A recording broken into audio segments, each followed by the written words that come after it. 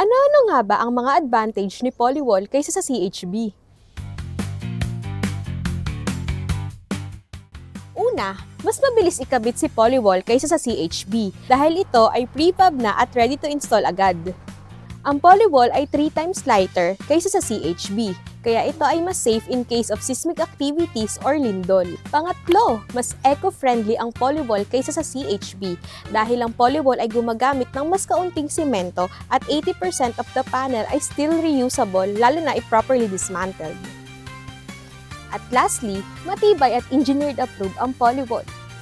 Ang Polywall ay tested for strength, fire resistance, plus meron pa itong noise reduction feature at insulation properties kaya mas makakatipid ka sa kuryente. O ayan, may bago na naman kayong nalaman tungkol sa Polywall. Ano pang hinihintay nyo? Gamitin nyo na si Polywall sa next na project nyo. I-Polywall mo na yan!